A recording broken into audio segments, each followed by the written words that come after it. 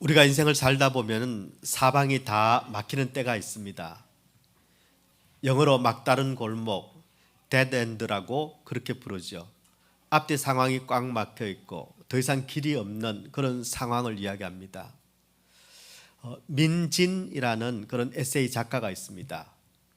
대학에 입학하자마자 아버지가 사업에 그만 망해버렸습니다. 빚을 떠안았는데 아버지 대신 이 민진이라는 딸이 그 빚을 다 떠안게 됐습니다. 이제 학교에 입학은 했는데 학비도 스스로 해결해야 되죠. 그리고 가족들의 생계까지도 해결해야 됩니다.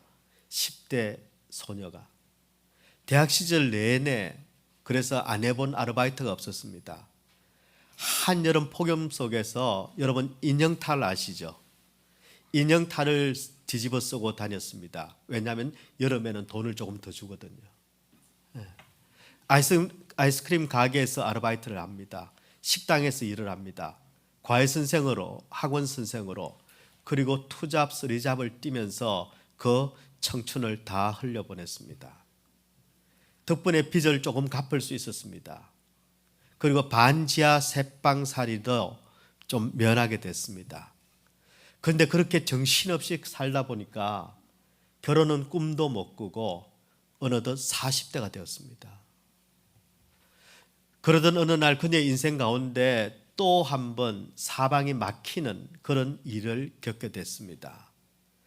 그 내용이 그녀의 자서전적인 그 에세이 모든 낯선 길이 내게 답을 주었다라는 책에 기록이 되어 있습니다. 이렇게 기록을 했습니다. 40대 어느 날 어제까지 멀쩡하게 다니던 직장에서 갑자기 해고 통지서가 날아왔다. 갚아야 될 빚도 아직 한창 남아있는데 때마침 집 주인도 보증금을 올려달라고 한다. 설상가상으로 이제 몸까지 아프다. 직장도 잃어버리고 빚은 여전히 남아있고 전세 보증금은 올려줘야 하고 그런데 몸까지 아프니 사방이 다 막힌 것 같다. 지금 내가 할 수 있는 일이라고는 이제 곧 비워줘야 될 이 집 구석에 틀어박혀서 내일이 오지 않기를 바라며 잠자는 것뿐이다. 여러분 20년 넘게 하루도 편한 날이 없이 동동거리며 살아온 이 젊은 여성이 도대체 길이 없는 그런 데드엔드에 몰려버린 것입니다. 참으로 안타까운 현실입니다. 그런데 여러분 이런 안타까운 일들은 민진이라고 하는 이 여성에게만 있는 일이 아닙니다. 지금 우리 가운데도 사방이 다 막히고 더 이상 길이 보이지 않고 데드엔드에 몰려 어쩔 줄 몰라 하는 사람들이 있습니다. 어느 누구 한 사람 도와줄 수도 없고 문제는 꿈쩍도 하지 않고 그리고 사방 어디를 둘러봐도 답이 나오지 않는 그래서 밤잠을 설치며 아파하는 그런 사람들이 우리 가운데도 있습니다. 2025년 새해가 되었지만 그러나 새로워질 게 없는 소망이 없는 그런 오늘을 지나가고 있는 사람들이 여전히 많이 있습니다. 여러분 만약 그렇다면 과연 이렇게 사방이 꽉 막힌 현실 앞에서 우리가 할 수 있는 일은 무엇일까요? 민진 작가처럼 그저 집구석에 틀어박혀서 내일이 오지 않기를 바라며 잠깐 잠이라도 드는 것, 그게 문제에 도움이 될까요? 잊어버리자 외면하면은 그 문제가 정말 잊혀지고 생각이 나지 않을까요? 그렇지 않을 겁니다.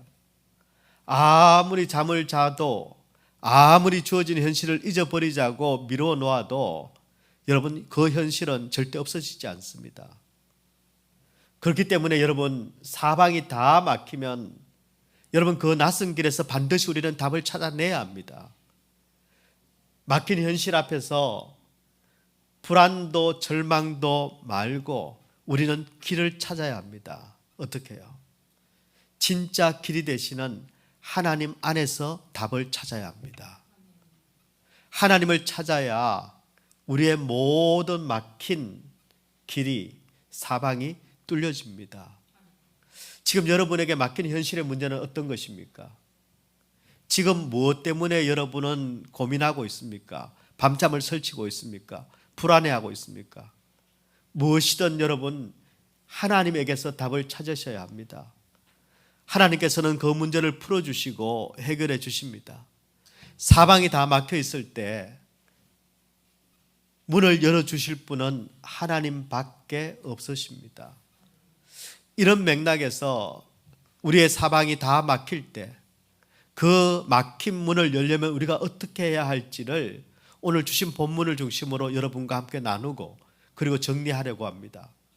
바라기는 지금 우리 가운데 사방이 다 막혀 있는 데드엔드에 갇힌 그런 분들이 있다면 오늘 주신 말씀을 통해서 내 인생의 문이 열리는 그런 은혜가 임하기를 우리 주님의 이름으로 축원합니다. 자, 그렇다면 사방이 다 막혀 있을 때 그 막힌 문을 열려면 무엇이 우리에게 필요할까요? 첫 번째, 여러분 막힌 문을 열려면 가장 먼저 우리가 하나님께 물어보아야 합니다. 하나님께 물어야 합니다. 오늘 본문은 데드엔드에 걸린 세 왕의 이야기입니다. 본문 5절은 이렇게 시작하지요. 아합이 죽은 후에 모압 왕이 이스라엘 왕을 배반한지라. 아합이 죽었습니다.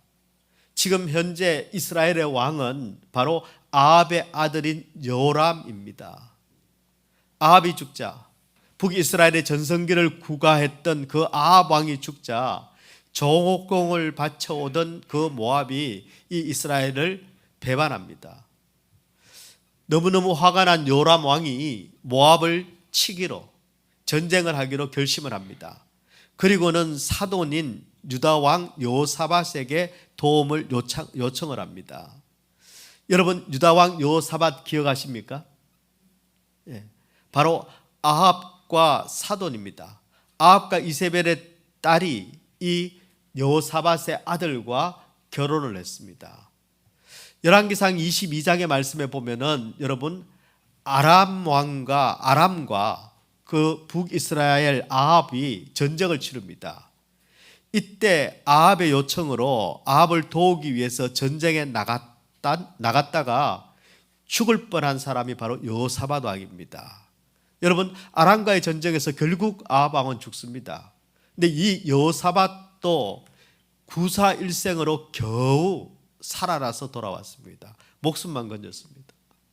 자, 그랬다면은 지금 사돈인 여호람, 사돈 총각이지요. 예. 그 여호람이 또 전쟁을 하러 가자고 지금 동맹을 요청을 했습니다. 그럼 어떻게 해야 할까요? 거절해야 합니다. 그런데 여호사밧은 동맹을 수락합니다. 그리고 같이 모압과의 전쟁길, 이 모압 원정길에 났습니다. 여러분 보통 사람이 죽을 고비를 한번 넘기면 다시는 같은 실수를 잘 하지 않습니다. 그럴 것 같죠? 근데 여러분 여호사밧을 보면은 그것도 아닌 것 같습니다. 살만 하면은 또 죄 짓는 게 바로 인간입니다. 금세 잊어버립니다. 그래서 여러분 우리가 영적으로 둔감해지면 안 됩니다. 영적으로 둔감해지면요 자연스럽게 다시 그렇게 죄를 짓습니다. 그래서 여러분 열왕기상 22장에 아합과 함께 전쟁을 나갈 때는요 전쟁을 시작하기 전에 이렇게 이야기합니다. 하나님께 우리 한번 물어보자. 그렇게 이야기합니다. 그런데 오늘 본문의 말씀에 보면 이 여호사밧이요 하나님께 물어보지 않습니다. 젊은 사돈 총각인 요람 왕이 전쟁을 하자 그러면은 여러분 하나님께 한번 물어봅시다 하고 이야기를 해야 할 텐데 묻지 않습니다. 요람이 어느 길로 모압을 치러 갈까 하고 물을 때도 여러분 이 여호사밧은 하나님께 묻지 않습니다. 바로 에돔 광야길로 가자 이렇게 이야기합니다. 자, 이렇게 이스라엘의 왕, 유다의 왕, 에돔의 왕, 세 왕이 하나님 앞에 묻지도 않고 모압 원정길을 떠납니다. 어떻게 됐을까요? 열왕기하 3장 9절의 말씀에 보면은 이스라엘 왕과 유다 왕과 에돔 왕이 가더니 길을 둘러간 지 7일에 군사와 따라가는 가축을 먹일 물이 없는지라 이렇게 되어 있습니다. 하나님께 묻지 않고 떠난 이 모압 원정길, 모압과 싸우기도 전에 지금 목이 말라서 죽게 되는 그런 상황이 되어버렸습니다. 여러분, 이스라엘과 유다와 에돔 이 3개국이 어마어마한 군사력을 갖추고 그리고 빈틈없는 작전을 세우고 그리고 전쟁을 시작을 했습니다. 그런데 딱 7일 만에 예상치도 못한 난관에 부딪힌 것입니다. 여러분, 사실 이 세 왕은 모든 것이 다 순적할 줄 알았습니다. 그도 그럴 것이 이 에돔 광야길이라는 이곳은요, 와디엘 아사라는 계곡의 부근에 있습니다. 그 계곡에서 물이 언제나 충분히 스며들고 흘러들어서 물이 떨어지는 곳이 아닙니다. 에돔 광야길은 물이 떨어지지 않습니다. 이것을 알기 때문에 여호사밧이 자신 있게 하나님께 묻지도 않고 이 길을 가자 이렇게 이야기한 겁니다. 왜요? 확실한 길이니까. 이 길 외에는 없으니까. 가장 좋은 길이니까. 그런데 여러분, 그 길을 갔는데 물이 떨어지지 않는 바로 그 길을 갔는데 거기에는 물이 없었습니다. 사막에 물이 없으면요, 여러분 전쟁 못합니다. 걷지도 못합니다. 끝입니다. 아무리 군사력이 좋아도 아무리 전략이 뛰어나도 사막에서 물이 떨어지면요, 그냥 그 자리에서 죽을 수밖에 없습니다. 그야말로 막다른 골목, 데드엔드입니다. 하나님께 묻지 않고 떠난 결과였습니다. 여러분, 우리가 무엇을 하든지 간에 가장 먼저 해야 될 일은 하나님께 물어보는 것입니다. 하나님께 물어보는 것입니다. 여러분, 이렇게 데드엔드에 처한 이 요람, 여호사밧, 그들은 이 문제 앞에서 어떻게 했을까요? 먼저 이스라엘 왕 여호람의 반응입니다. 열왕기하 3장 10절은 이렇게 말씀하고 있습니다. 이스라엘 왕이 이르되 슬프다 슬프다, 여호와께서 이 세 왕을 불러 모아 모압의 손에 넘기려 하시는도다. 여러분, 북이스라엘의 왕인 여호람이 지금 뭐라고 이야기하느냐면 슬프다라고 이야기합니다. 이건 그냥 슬퍼하는 게 아니라 열받는다 이런 뜻입니다. 열받는다. 여호와께서 이 세 왕을 불러 모아 모압의 손에 넘기려 하시는도다. 여러분, 여호람이 평소에 하나님께 기도했던 왕일까요? 아닐까요? 여호람이 평소에 하나님을 믿었던 왕일까요? 아닐까요? 여러분, 여호람은 평소에 하나님을 믿지 않았습니다. 오히려 온갖 산신과 우상들과 잡신들을 섬겼던 왕이 바로 여호람입니다. 하나님 빼고는 다 섬겼습니다. 그런데 여러분, 원망은 누구한테 합니까? 자기가 믿던 잡신들에게, 우상들에게 원망하는 것이 아니라 원망은 지금 하나님께 하고 있습니다. 여러분, 재밌지 않습니까? 아니, 자기가 믿었던 그 잡신들, 자기가 믿었던 그 우상들, 여러분 바알과 이세벨에게 원망해야 되지 않습니까? 거기 가서 예배드리고 거기 가서 다 바쳐놓고는 일이 안 되니까 열받는다, 하나님이 우리를 죽이려고 하는구나, 그렇게 원망하고 있습니다. 마치 하나님께서 모압 원정길에 내몬 것처럼 그렇게 모든 것을 하나님 탓을 하고 있습니다. 하나님이 가라고 하신 길이 아니지 않습니까? 자기가 혼자서 간 그 길을, 그것도 하나님 앞에 묻지도 않은 그 길을, 그리고 평소에 한번 하나님을 믿어주지도 않았던 그 요람이 일이 생기니까 하나님을 원망합니다. 모든 게 하나님의 탓입니다. 하나님의 뜻대로 살지도 않으면서, 살려고 하지도 않으면서 문제만 생기면 무조건 하나님부터 원망하는 믿음 없는 자들의 반응입니다.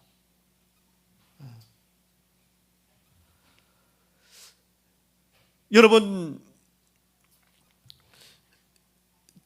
돈을 쫓아가던 분들이 그렇게 열심히 따라가는데도 망했습니다.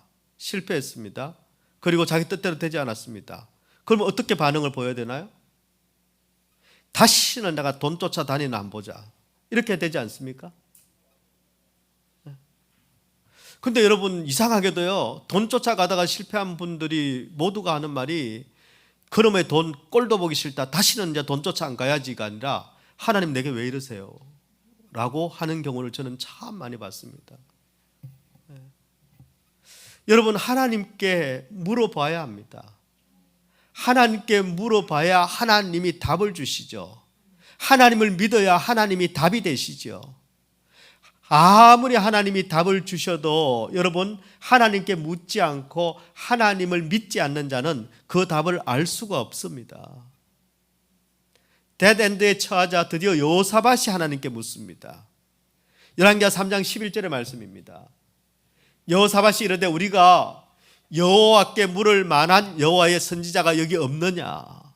여호와께 물을 만한 여호와의 선지자가 여기 없느냐? 여러분, 인생의 어려움이 닥치자 그제서야 여호사밧은 하나님께 묻습니다. 그래도 문제 해결의 바른 출구를 여호사밧이 찾은 겁니다. 결국 여호사밧이 하나님께 묻고 그리고 막힌 문제가 해결이 됩니다. 그리고 모압과의 전쟁에서도 승리합니다.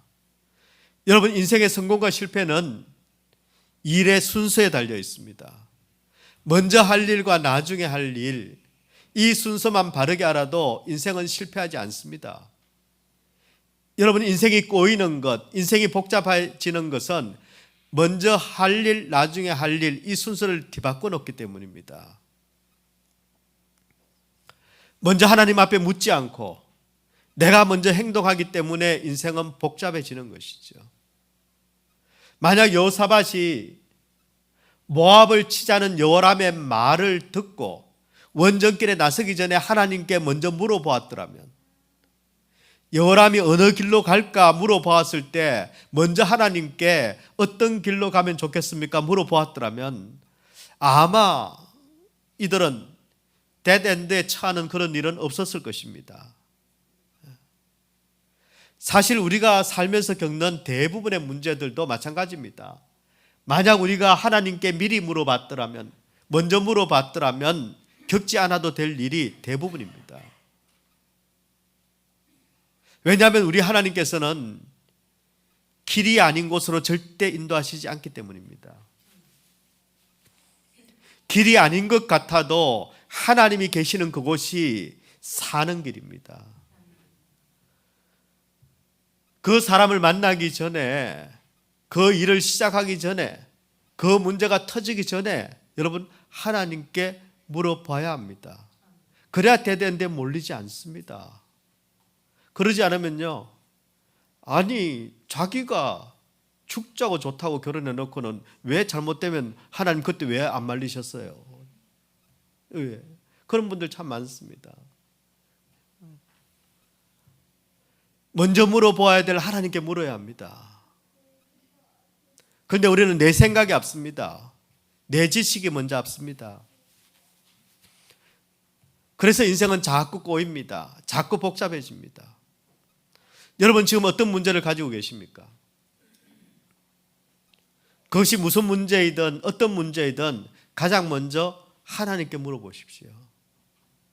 그 문제가 터지기 전에 하나님께 물었더라면 아마 더 좋았을 겁니다.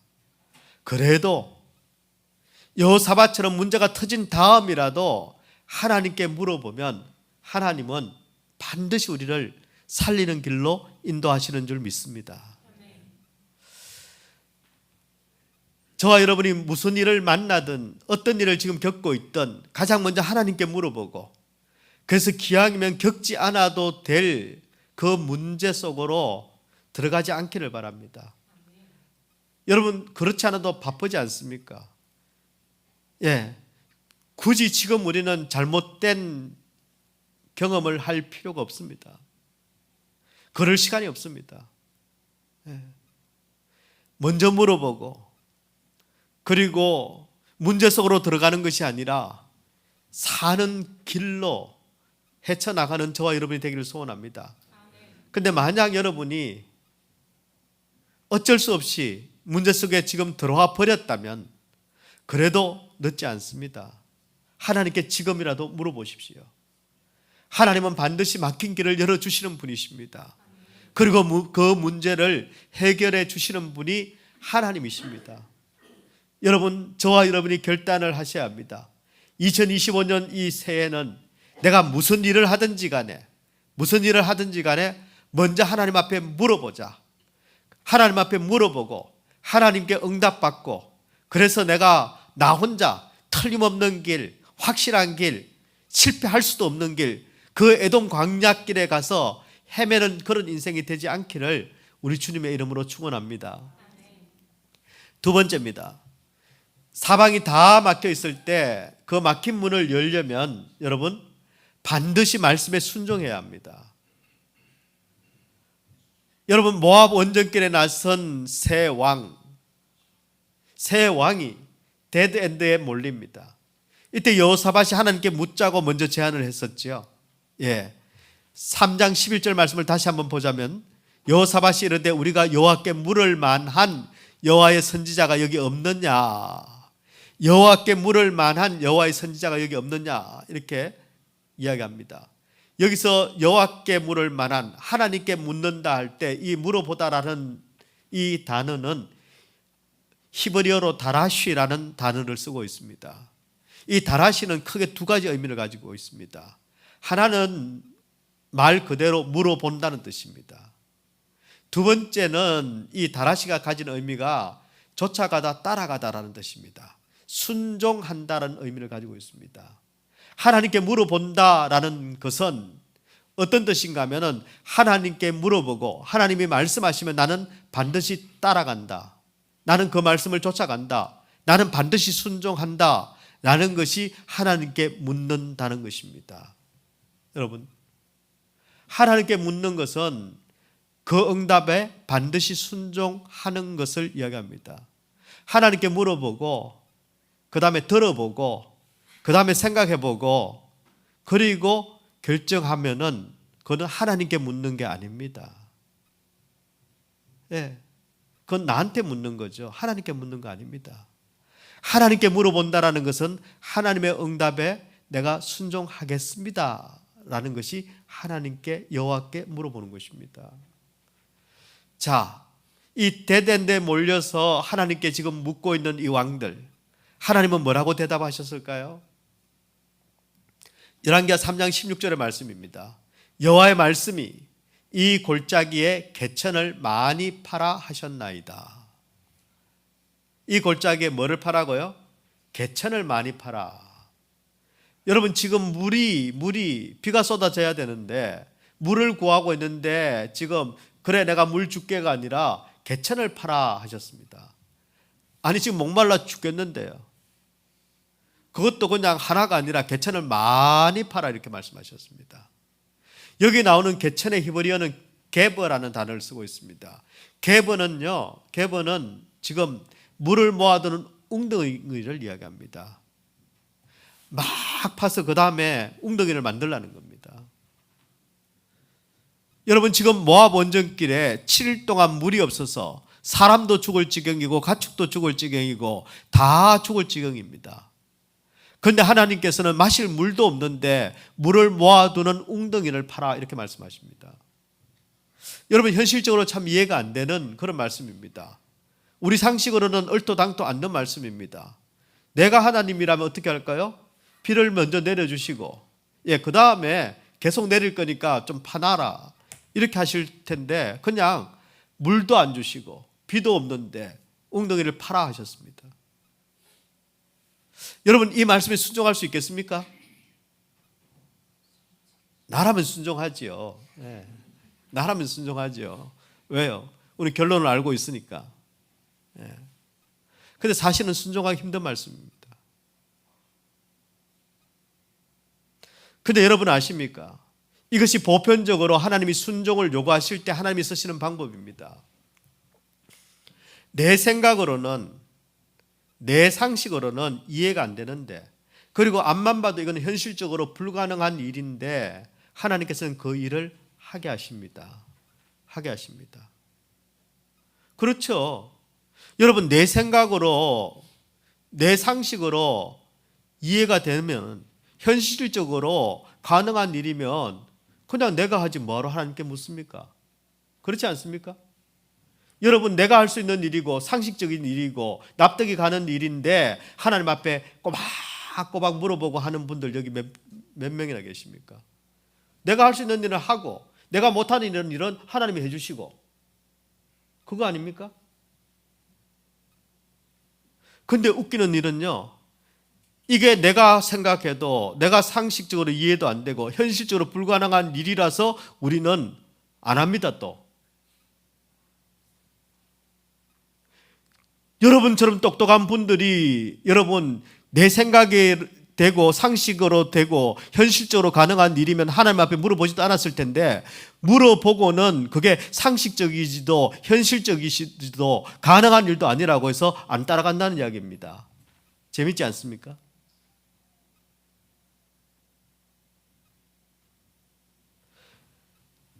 여러분, 하나님께서는 우리에게 순종을 요구하실 때 우리가 이해할 수 없는, 납득할 수 없는, 상식적으로 통하지 않는, 현실적이지 않는 그런 엉뚱한 말씀을 하실 때가 참 많이 있습니다. 아브라함에게 이삭을 바치라고 하셨습니다. 예, 납득이 되십니까? 아니, 그러면은 주지를 말든지. 차라리 없었으면 내가 미련은 없을 텐데 괜히 아들을 하나 주셔놓고는 다시 달라 그러시면은, 원수 만들기 딱 좋은 거 아닙니까?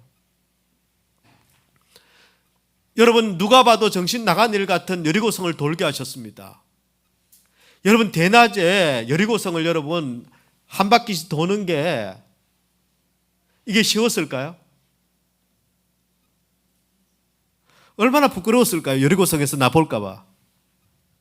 여리고성을 돌고 있는데 저 사람들이 나보고 무슨 소리 할까? 그러지 않겠습니까? 우리 같으면? 그리고는 우리는 아마 이렇게 이야기할 겁니다. 야, 그래도 돌면은 여리고성은 안 무너져도 운동은 되잖아. 혈당도 내려가고 다이어트도 되고.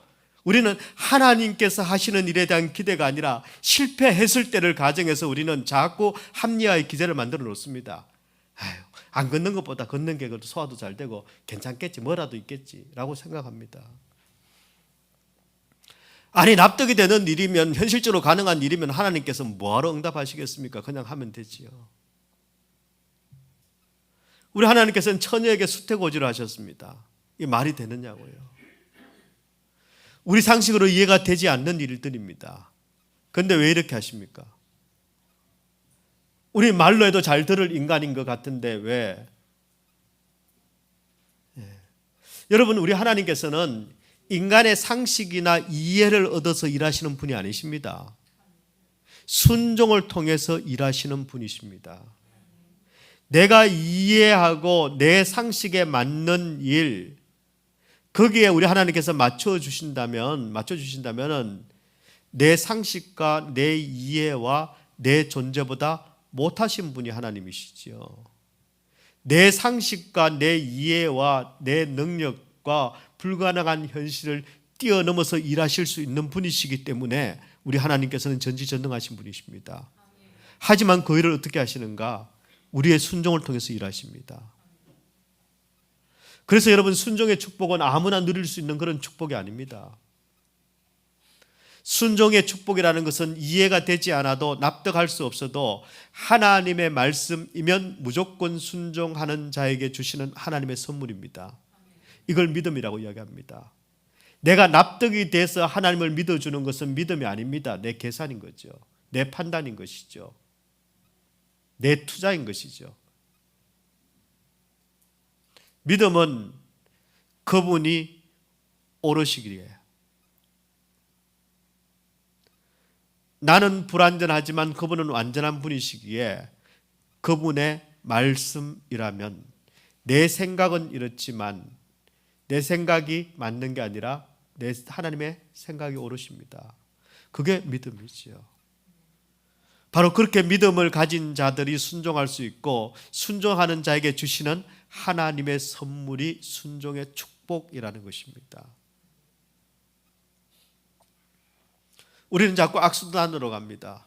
내가 이해가 안 되니까 순종할 수 없고, 순종할 수 없으니까 복을 못 받고, 복을 못 받으니까 그 다음에 또 계시는가 싶기도 하고 안 계시는가 싶기도 하고 그런 겁니다.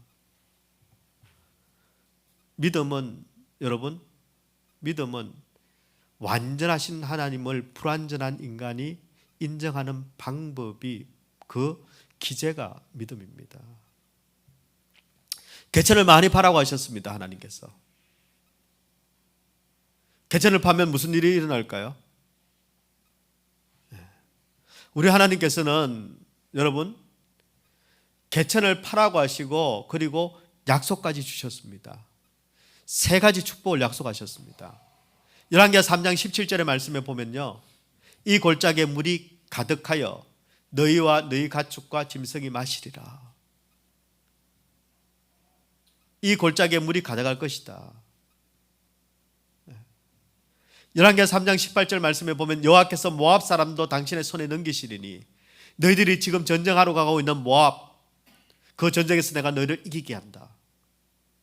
열왕기하 3장 19절에 이렇게 말씀합니다. 당신들이 모든 견고한 성읍과 모든 아름다운 성읍을 치고 모든 좋은 나무를 베고 모든 샘을 메우고 돌로 모든 좋은 밭을 헐리이다. 하나님께서 땅을 주시겠다고 약속하신 겁니다.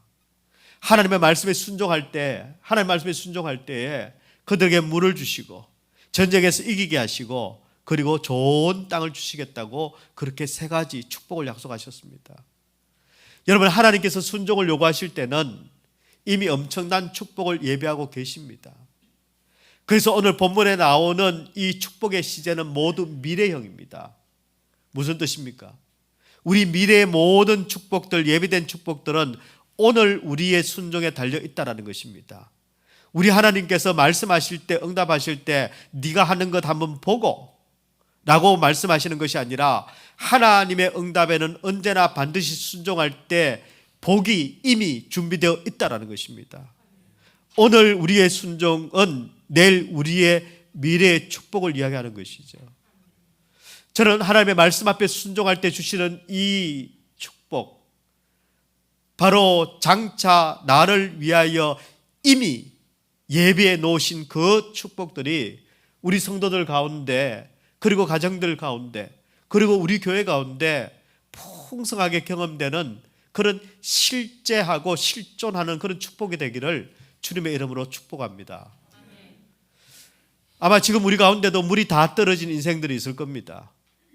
메마른데 어디 한 군데 물이 나올 곳이 없는 인생의 메마른 골짜기를 헤매고 다니는 분들이 아마 있을 겁니다. 사방이 다 막혀버려서 이제 막다른 골목, 데드엔드에 몰려서 더 이상은 버틸 수 없는, 숨조차 제대로 쉴 수 없는 그런 분들이 있을 겁니다.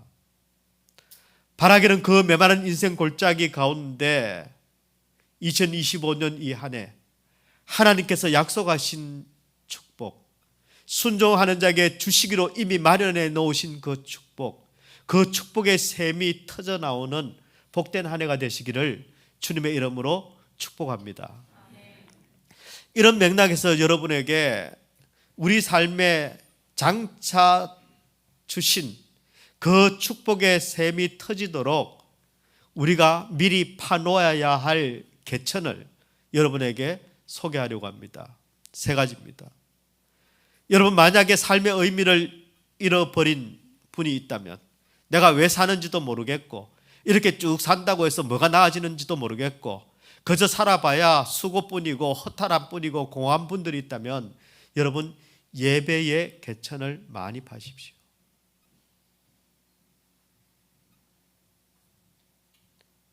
의미가 있어야 예배를 드리는 것이 아니라 의미를 찾는 사람에게 우리 하나님께서는 예배하는 자에게 축복을 주십니다. 예. 예배의 개천을 어떻게 파야 된다고요? 많이. 예, 주일 예배 매일 새벽마다 새벽 예배 있습니다. 가정 예배 여러분 드릴 수 있습니다. 하루에 한 번씩 드려야 됩니까? 아니요. 2번 드려도 괜찮습니다. 아침 저녁 드려도 괜찮습니다. 꼭 한 번, 저는 그렇게 꽉 막힌 목사가 아닙니다.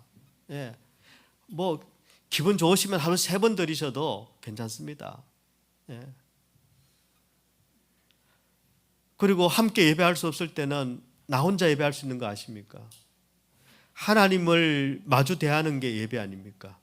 그 하나님을 마주 대해서 내가 하나님 앞에 내가 드릴 수 있는 가장 귀한 것을 드리는 게 예배 아닙니까? 마음을 드리면 되지요. 홀로 남겨둔 순간에도 우리는 예배 드릴 수 있습니다. 예배의 개천을 많이 파십시오. 많이 파십시오. 두 번째, 여러분, 앞으로 뭐 하고 살아야 될지 모르겠다. 앞으로 어떻게 될지 모르겠다. 앞날이 잘 보이지 않는 분, 이게 언제까지 갈지 모르겠다. 불안한 분들, 답답한 분들이 있다면 여러분, 말씀의 개천을 많이 파십시오. 말씀의 개천을 많이 파십시오. 하나님의 말씀은 내 발의 등이요 내 길의 빛이 되십니다.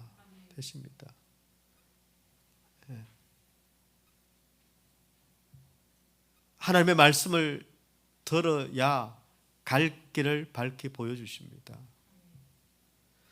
만약 여러분 가운데 지금 너무 지쳐서 이것도 저것도 나는 하고 싶지 않다, 할 힘도 없다, 몸은 병들었지, 마음은 상했지, 이제 뭘 하고 싶은 의욕도 없다 하는 분들이 있다면 여러분, 기도의 개천을 많이 파십시오.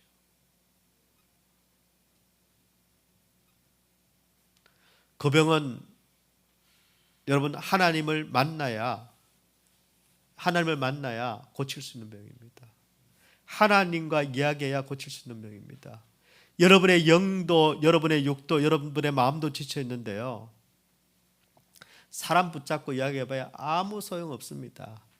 뭐 보기에는 괜찮은 것 같죠? 나도 마음 아파요. 나도 지쳐요. 나도 병들었어요. 모든 인생은 다 그래요.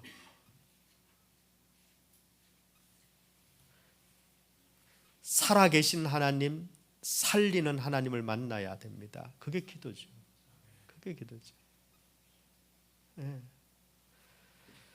여러분, 예배는요, 아이고 살만하니까 예배도 저렇게 다니지, 바빠봐라 지가 뭐, 이런 분들 가끔 계시는데 아니요.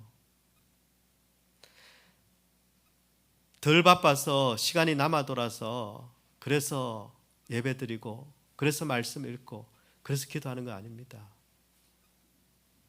네. 너무 급해서 기도하는 겁니다. 너무너무 힘들어서 하나님을 찾는 겁니다. 그런데 우리 하나님은요, 만나 주십니다. 우리 주님께서 산상수훈을 하시면서 뭐라고 그러셨습니까? 가난한 자들은 뭡니까? 가진 게 없는 게 가난한 자죠. 네. 무능한 자들, 내 힘으로 할 수 있는 게 없는 자들, 그래서 하나님을 찾을 수밖에 없는 자들, 그 사람들 복 있다. 왜요? 이러나 저러나 하나님을 찾으니까. 여러분, 예배의 개천, 말씀의 개천, 기도의 개천을 많이 파십시오. 영적인 개천이 만들어져야 여러분, 우리의 범사가 뚫립니다. 저는 저와 여러분이 사방이 다 막혀 있을 때에 하나님이라는 이 바른 출구를 찾기를 축원합니다. 우리 인생의 모든 성패는 하나님께 달려 있습니다. 그리고 하나님께서는 반드시 응답하십니다. 여러분, 웅덩이를 파십시오. 웅덩이를 파셔야 합니다. 하나님께 물어보십시오. 그리고 그 하나님의 말씀 앞에 여러분 순종하십시오. 하나님의 말씀 앞에 순종하십시오. 그래서 2025년 막힌 사방이 열리는 축복의 원년이 되기를 우리 주님의 이름으로 축원합니다. 성성장구하다가 하루아침에 막다른 골목에 몰려서, 데드엔드에 몰려서 기가 막힌 그런 웅덩이와 수렁에 빠진 한 인생이 있습니다. 여러분, 혹시 두진문 회장이라는 분의 이름을 들어보셨습니까? 두진문. 참 이름 특이하죠. 두진문. 예. 이 두진문, 이분은 대학을 졸업하자마자 영업사원이 됐습니다. 영업사원이 되어서 다니던 회사에 37살의 최연소 나이로 사장이 됐습니다. 어느 일가도 아닙니다. 그냥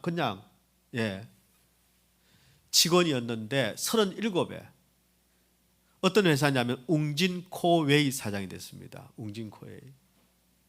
그 이후에도 웅진식품, 코리아나 화장품 뭐 이런 기업들을 맡아서 전문 경영인으로 성공시킨 정말 유능한 경영인입니다.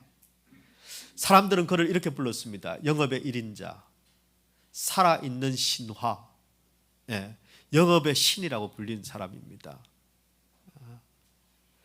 여러분 저기 웅진코웨이가 저기 뭐죠? 정수기, 정수기 집에 많이 계시죠? 가지고 계시죠? 렌탈했습니까? 샀습니까? 렌탈요? 여러분 이 정수기 렌탈 제도를 만든 게 두 신문입니다. 회사를 다니면서요, 웅진 사장한테 이렇게 이야기했습니다. 직원일 때 앞으로 생수를 파는 시대가 오니까 우리 회사도 생수 정수기 사업을 지금 진출해야 됩니다라고 강력하게 주장을 했던 사람입니다. 그리고 사장이 됐을 때 여러분 이 정수기 렌탈 사업, 이 렌탈이라는 개념을 정착시킨 사람이 이 두 신문입니다. 이렇게 잘 나가니까 자신이 뿜뿜 있겠죠. 손을 대기만 하면, 마이다스의 손입니다. 손을 대기만 하면은 뭐 영업이든 경영이든 뭐 성공, 무조건 성공입니다. 100% 성률입니다. 그래서 이제 자기 비즈니스를 하고 싶었습니다. 내 이름을 걸고 내 비즈니스를 한번 해보자 라는 생각을 하고는 진문 JM이라는 회사를 설립을 했습니다. 여러분 이 회사를 설립하고 영업을 시작했는데요, 3개월 만에 월 매출이 100억이 됐습니다. 100억. 놀랍죠. 3개월 만에 100억. 그런데 이렇게 잘 나가던 회사가 하루아침에 여러분 부도를 맞았습니다. 돈이 돌지 않으면 부도를 맞죠. 국내 최고 연봉자에서 회사도 다 잃고 집도 다 처분하고 그리고 방 한 칸 얻어 살았습니다. 그때 아이가 고등학생이었는데 방 한 칸에 아이까지 다 있을 수가 없어서 친구 집에 아이를 맡겼습니다. 고등학생 아이를. 그만큼 바닥에 떨어지는 그런 시대가 됐습니다.